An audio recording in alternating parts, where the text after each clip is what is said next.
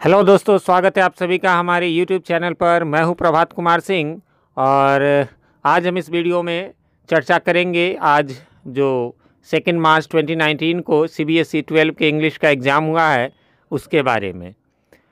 तो फ्रेंड्स, जैसा कि आपने हमारा थंबनेल देखा होगा, उसमें आपने देखा होगा कि ब्लंडर क्या हुआ है। ब्लंडर तो इसके बारे में हम चर्चा करेंगे, लेकिन एक बात मैं उससे पहले आपको बताना चाहूँगा। मैंने भी कुछ वीडियोज़ बहुत ज़्यादा अपलोड तो नहीं हुए हैं, लेकिन जो भी वीडियोज़ हुए हैं मैंने देखा है। एक न्यूज़पेपर का चैनल है, वो रिव्यू कर रहे थे, तो सारे स्टूडेंट्स कह रहे थे हाँ क्वेश्चन लेवल इजी था, नॉर्मली जैसे होता है वैसे, बल्कि पहले से इजी था। मैं भी आई एग्री, मैं भी इससे सहमत हूँ कि क्वेश्चन बहुत अच्छा था, इसमें कोई शक नहीं है।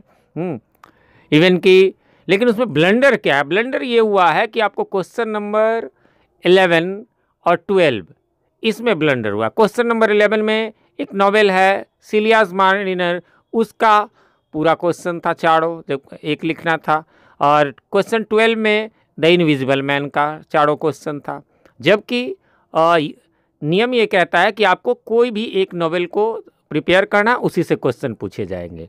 मैं तो एक बहुत ही फेमस वेबसाइट है, तो उनका आज वीडियो भी एक मैंने देखा है। उसमें वो मैम कह रही थी कि मैंने पहले ही कहा था कि ना आप एक नॉवेल को पूरी तरह अच्छे से करो, दूसरे को थोड़ा बहुत देख लो, बट करना दोनों चाहिए, अदरवाइज नहीं, ये गलत है। आपको ये सबूत के तौर पर मैं आपको 2018-19 का जो सिलेबस है उसका, ये देखिए आपके स्क्रीन पर, आप यहाँ क्लियर लिखा हुआ है कि आपको आइदर वन करना है। ऐसा नहीं है कि दोनों करना है, आपको आइदर वन करना है ना। यानी दोनों नॉवेल में से आप सिर्फ एक का, ये CBSE का साइट का सिलेबस है, आप देख सकते हैं, या पहले से अवेलेबल होगा। Extended reading text either one, the invisible man by H.G. Wells और Silas Marner by George Eliot. तो आइदर वन क्लियर दिया हुआ है, लेकिन इस क्वेश्चन में ब्लंडर हुआ है। हालांकि अभी तक इस पर कोई रिएक्शंस नहीं आए, बच्चों के ध्यान भी नहीं गए, लेकिन ये गलत है ना। अब इसके अलावा मैं आपको उनका सैम्पल पेपर भी दिखा देता हूँ। आप देखिए आपके स्क्रीन पर उनका ये सैम्पल पेपर है, उसका क्वेश्चन नंबर 11 आप देख सकते हैं। इसमें भी जैसे क्वेश्चन नंबर 1 में भी डॉक्टर केम्प के बारे में है, यानी द इनविजिबल मैन से है। ज़्यादातर लोग द इनविजिबल मैन ही करते हैं, तो मैं भी उसी को बच्चों को एक्सप्लेन करता हूं, तो मैं उसी को रेफरेंस लेकर बता रहा हूं। क्वेश्चन 2 में भी आप देख रहे हैं मिस्टर हॉल के बारे में। बाकी ये दोनों, तीसरा क्वेश्चन भी द इनविजिबल मैन के बारे में है, लेकिन आपका चौथा क्लियर ब्रैकेट में लिखा हुआ है यहाँ पर कि ये सिलियास मार्निनर का है। अब आ जाइए क्वेश्चन 12 में, ये द इनवेलिंग ऑफ द स्ट्रेंजर, ये द इनविजिबल मैन का ही है। सेकंड क्वेश्चन भी द इनविजिबल मैन का है, और फिर आपको थर्ड और फोर्थ जो है वो सिलियास मार्निनर का है। तो कहने का मतलब खुद CBSE ने अपने सिलेबस में दिया, सैम्पल पेपर में भी दिया, है ना। और ये जो रीडिंग सेक्शन से रिगार्डिंग नोटिफिकेशन है, तो वो उसने निकाला था, लेकिन उसमें इस बात की कोई भी चर्चा नहीं। ये आपके स्क्रीन पर अभी मैं ये दे देता हूँ, तो इसमें भी कहीं कोई चर्चा नहीं की गई है कि इसमें कोई चेंजेस हुए। चेंजेस सिर्फ नंबर ऑफ क्वेश्चंस, जो पहले 40 थे वो 35 हो गए। रीडिंग सेक्शन में 3 पैसेजेस आते थे, वो अब 2 हो जाएंगे, बस इसी बात की चर्चा है। तो ये ब्लंडर हुआ। उम्मीद करता हूँ कल के न्यूज़पेपर के माध्यम से कहीं इन बातों की खुलासा की जाए और CBSE का ध्यान इस ओर जाए। अब सवाल है कि सॉल्यूशन क्या है। हमारे कुछ स्टूडेंट्स ने कई तरह के जगह पे, सेंटर पे टीचर्स ने कई चीज़ें सजेस्ट की है। कुछ टीचर ने कहा है कि आप चलो अटेम्प्ट कर लो, नंबर मिल जाएंगे। मेरे ख्याल में ये भी सही है। एक टीचर ने कहा एक सेंटर पे कि नहीं, आप द इनविजिबल मैन के ही 2 बना दो। मुझे ये सबसे सही लगा। और एक जगह एक सेंटर पे तो एक टीचर ने कहा छोड़ ही दो, वो आपको CBSE की गलती है, वो नंबर देगा। ऐसा नहीं होता है, CBSE इतनी जल्दी ऐसे एक्सेप्ट नहीं करता है। बाकी वी आर होपफुल कि देखिए कल के न्यूज़पेपर में, या फिर आप लोग जो है CBSE के साइट पे स्टूडेंट्स लोग ईमेल के द्वारा इस बात को रखें, मैं भी रखूँगा, कुछ हो, आई होप। तो फ्रेंड्स, ये हमारा ये ब्लंडर के बारे में मैंने बताया। तो अब आगे मैं आज के पेपर के आपके रीडिंग सेक्शन आप मिला लें, उसके बारे में मैं बताने जा रहा हूँ। लेकिन इससे पहले कहना चाहूँगा, इस रेड बटन के द्वारा आप हमारे चैनल को सब्सक्राइब करें, और साथ में यदि आप चाहते हैं हमारा वीडियो सबसे पहले आप तक पहुंचे तो इस बेल आइकन को प्रेस करना न भूलें। Welcome back friends. तो आज इस में मैं बात करने जा रहा हूं आपके क्वेश्चन सेट 1 का, ठीक है। तो क्वेश्चन सेट 1 का ये आपका पहला 1.1 क्वेश्चन जो होता है वो MCQ होता है। तो इसके बारे में सबसे पहले आप इसके पैसेज को खुद देख लेना, आंसर्स ये आपके स्क्रीन पर है, मतलब क्वेश्चंस। तो पहला है चिम्प्स यानी chimpanzees make their own fishing rods in an indication that. तो क्या आंसर होगा? इसका आंसर होगा 1, यानी animals and man have similar interests, है ना, दोनों का जो है वो सेम इंटरेस्ट है ना। इस बारे में आप पैराग्राफ को पढ़ेंगे तो आपको पता चलेगा। फिर क्वेश्चन है बी, और बी का आंसर आपको होगा कि क्वेश्चन है we know that chimps and chimpanzees are intelligent because, तो इसका आंसर होगा 2, they use their brains to find solution to their problems. फिर है सी, orangutan's use big leaves during a downpour because, तो इसका आंसर होगा द लीव्स, यानी 4th, यानी the leaves can keep the rain of their bodies, है ना। बाकी कोई आंसर इसके नहीं होंगे, कन्फ्यूजन थोड़े हो सकते हैं आपको, बट यही करेक्ट आंसर है। क्वेश्चन डी, इसमें भी है द ब्लैक काइट में स्टार्ट ए फायर बिकॉज, इसका होगा it is hungry and looking for food, है ना। वैसे इसमें कई बार लोगों को थर्ड भी लग सकता है, it likes to watch flying animal, नहीं लाइक्स नहीं, बल्कि वो तो उनको पकड़ने के लिए ऐसा करता है। आपके उस पैराग्राफ में इसके बारे में क्लियर दिया हुआ है ना, कि वो जो है उसको फ्लिंग को जो है पकड़ने के लिए ये ऐसा करता है। मैं उस लाइन को पढ़ के बता देता हूँ कि though our very own black kite will with its goonda friends spread a wild fire by dropping burning twigs in unburnt areas so that they can snap up means can hold, है ना, even more fleeing insects and rodents। तो वो उनको पकड़ने के लिए करता है, ना कि उनको वॉच करना अच्छा लगता है, ऐसा कुछ भी नहीं है, ठीक है।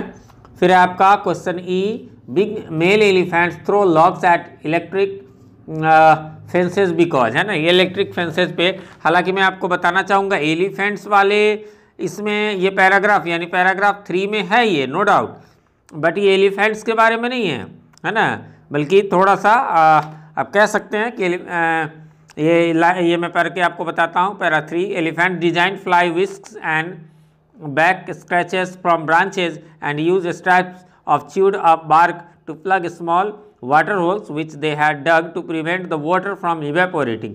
दादा बुल्स, ये उनके डायरेक्ट एलिफेंट नहीं दिया, उनकी एक प्रजाति, उनका स्पीसीज हो सकता है। दादा bulls would have heave heavy logs और rocks at electric fences to short circuit और सिंपली डिस्ट्रॉय देम, है ना, कि उसको शॉर्ट सर्किट या सिंपली कहते हैं उसको डिस्ट्रॉय करने के लिए, इसलिए इसका आंसर होगा 1, यानी they want to be free. तो इसके बाद आपको मैं क्वेश्चन 1.2 है वाई, जिसमें आपको आंसर देने हैं, ये 1 मार्क्स के हैं। Why are animals considered as intelligent as humans, कि एनिमल्स को इंटेलिजेंट क्यों माना जाता है ह्यूमंस की तरह। तो आपने देखिए इसके लैंग्वेजेस वैसे आपको खुद अपने भाषा में लिखना है, अपने ओन वर्ड्स में लिखना था, तो इसमें यही है। मैं इसको शॉर्ट में आपको हिंदी में बताता हूँ, बाकी आपने जो भी भाषा लिखा होगा इस तरह का होगा तो बहुत अच्छी बात है कि भाई जितने टूल्स ये ह्यूमन यूज़ करते उतने तो ये भी करते। बहुत सारा हमने एलिफेंट्स का एग्जांपल देखा, काइट्स का देखा, तो इन सब के बारे में लिख देना कि उनके पास कोई ऐसे टूल्स नहीं है स्पेशली, फिर भी वो अपना कुछ ना कुछ उपाय उनके पास। हमारे पास अम्ब्रेलाज हैं, वो देखिए वो लीव्स को कैसे यूज़ कर लेते हैं। फिर क्वेश्चन भी है what strategy do chimpanzees use to open hard shells and fruits. तो इसके आंसर आपको पैरा 1 में मिल जाएंगे, जहाँ पर कि वो लिखे हुए हैं, मैं सीधा पढ़ के बताता हूँ आपको। Chimps were also observe using rocks to bash open hard shells and fruits, है ना, which other monkeys also do to throw them at their enemies and wave sticks around. तो ये आपको पैरा 1 में ये दिया हुआ है। इसी प्रकार से आपका थर्ड क्वेश्चन है, यानी सी क्वेश्चन है what do elephants do to prevent water from evaporating, है ना। तो पहला, जैसे कि मैंने आपको पैरा 3 में बताया था, इसी में इसका फर्स्ट लाइन सेकंड लाइन में आंसर है कि elephants designed fly whisk and break stretchers from branches and use straps of chewed up bark to plug small water holes which they had dug to prevent the water from evaporating, है ना, कि evaporating के लिए। अब ये है कि मैं ये आपको लाइंस बता रहा हूँ, बाकी आपको ध्यान में रखना है ये सेम टू सेम लाइंस कभी भी नहीं उतारने चाहिए, आपको उसको अपने ओन वर्ड्स में लिखने चाहिए, अपनी भाषा में लिखने चाहिए। फिर है डी कि give an example from the passage that proves the crow to be an intelligent bird. तो इसके आंसर आपको पैरा 5 में मिल जाएंगे, जहाँ पर लिखे हुए हैं crows and thought are thought to be the smartest amongst bird and the new Caledonian crow is considered to be the Einstein among crows, है ना, आइंस्टीन समझे जाते हैं। Crows have been known to do the dropping of pebbles in a picture of water stunt, है ना, ये ध्यान में ही होगा आप लोगों को, कैसे घरे में उसने पेबल्स डाल के पानी ऊपर कर लिया था, एज डिस्क्राइब्ड इन एसेप्स फेबल्स, है ना। तो इस तरह से आप इसके बारे में इसमें से आप अपने वन वर्ड्स में लिख सकते हैं। How does a black kite spread wild fire, तो इसके भी आपने पहले मैंने बताया, ये फिर से मैं बता दूं, पैरा 8 में इसके दिए हुए हैं कि though our very own black kite will which the its goonda friends spread a wild fire by dropping burning twigs in unburned areas so that they can snap up even more fleeing insects and rodents, है ना। तो ये आप देख सकते हैं यहाँ पर क्लियर दिया हुआ है कि वो जो है सो वाइल्ड फायर स्प्रेड करते हैं बाय ड्रॉपिंग बर्निंग ट्विग्स, है ना, बर्निंग ट्विग्स को वहाँ गिरा करके, तो इसको भी आप अपने ओन वर्ड्स में लिख सकते हैं। उसके अलावा लास्ट है how do chimps drink water from the water holes, तो इसका आंसर आपको पैरा 1 के लास्ट में है कि chimps were also seen chewing up leaves and using these like sponges to suck up water from the water holes to enable them to drink, है ना, उसमें से स्पॉन्जेस में से उसको चूसते हैं ताकि पानी आ जाए। इसको भी आप अपने वर्ड्स में लिखना था। इसी प्रकार से 1.3 है ना, जिसका ये question what caused a blow to man's ego, para 1 में इसके आंसर आप देख सकते हो। इसका थोड़ा बड़ा आंसर लिखना है, उन सबके तो एक लाइन में थे तो इसलिए मैंने बता दिया हुआ। फिर क्वेश्चन बी है what interference can you draw from the action of the female gorilla described in para 2, तो आप फीमेल गोरिल्ला के बारे में पैरा 2 में यहाँ पर क्लियर जो है सो वो दिया हुआ है, आप उसको देख सकते हैं। फर्स्ट लाइन के ही लास्ट में दिया हुआ कि in 2005 a western lowland gorilla a lady this time was observe picking up a stick and using it to check the depth of a pool, है ना, she wanted to cross then she use it as walking sticks, है ना। तो इस तरह से आप उनके बारे में दे सकते हैं अपनी भाषा में। Why do dolphins cover their long noses with sponges और शेल्स, तो इसके आंसर आपको पैरा 4 में मिल जाएंगे। Bottle nose dolphins have been known to cover their long noses with sponges और shells before combining the sea bed for, है ना, टिडबिट्स, है ना, there are many spinning creatures and sharp rocks that could otherwise injure them, तो इसमें से आप इसको अपनी भाषा में लिख सकते हैं। इसी प्रकार से है आपको लास्ट है इसका, to what end have humans use their superior intelligence, है ना, इसका आपको इसके समअप पे जैसा पहला क्वेश्चन था उसी तरीके से आप लिख सकते हैं कि इसका सुपीरियर इंटेलिजेंस जो है सो कैसे है, आपको जो इस वे में लगेगा कि हाँ ये सही है, तो वो आप उसको अपने मन से, इसका आपको किसी पैरा का किसी खास पैरा में नहीं मिलेगा। फिर 1.4 जिसमें कि आपको सिमिलर इन मीनिंग लिखना है, तो क्रूड या ओल्ड फैशन का पैरा 8 में जो दिया हुआ है इसका प्रिमिटिव होगा। फिर बी पॉइजन, इसका वेनम होता है जो कि पैरा 9 से कह रहा है खोजने के लिए। इसी प्रकार से आपको पैरा 10 से कह रहा है वंडरफुल खोजने के लिए, तो वंडरफुल का मिराकुलस होगा। तो ये तो क्वेश्चन 1 था। क्वेश्चन 2 में आपको मालूम है 2.1 में दिया हुआ है कि 2.1 के बारे में बता दूं कि ये इसमें कोई आंसर नहीं देना रहता है बल्कि नोट मेकिंग का आपने पता नहीं जिस तरीके से ही बनाया हो, इसका वे यही कहता है कि आपको सबसे पहले इसके मीन्स टाइटल दे देने हैं, उसके बाद कम से कम 4 या 5 हेडिंग दे देने हैं, है ना, और उस हेडिंग के भी सब हेडिंग, जैसे मान लीजिए हेडिंग 1 दिया हमने इसके बारे में कि ड्रिंकिंग वाटर का के बारे में, फिर उसका 2 पॉइंट दे दिया कि इट इज़ डिक्रीजिंग ये वो, फिर ऐसे करके 4 हेडिंग और उसके कम से कम दो सब हेडिंग्स देने हैं और उसके बाद आपको एब्रीविएशन देना है। लेकिन ये जो आप हेडिंग सब हेडिंग्स लिखेंगे इसी में आपको एब्रीविएशन दे देना है, कम से कम 4 वो भी। तो ये देने के बाद आपको वहाँ पर सब हेडिंग्स आपको दे देने, एब्रीविएशन दे देना है। उसके बाद 2.2 का जो समराइजिंग है यानी उसकी समरी जो है वो आपको अबाउट 100 वर्ड्स में लिख देना था। तो ये रीडिंग सेक्शन यहाँ पर समाप्त हुआ और उम्मीद करता हूँ बाकी भी आपके सब अच्छे गए होंगे, है ना। यदि आप चाहते हो कि आपको लिटरेचर वगैरह के बारे में भी कुछ जानना हो तो आप कमेंट करें, तो फिर मैं अगला वीडियो लिटरेचर और राइटिंग सेक्शन के बारे में बनाऊँगा।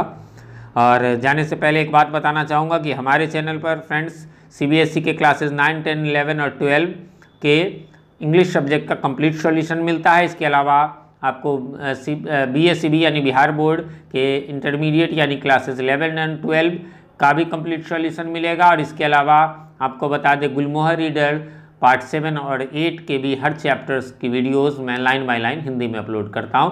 तो आपका कोई भी नियर वंस, डियर वंस या फ्रेंड्स हो तो आप उन्हें हमारे चैनल को सजेस्ट करें। Thanks for watching till last. Have a nice day.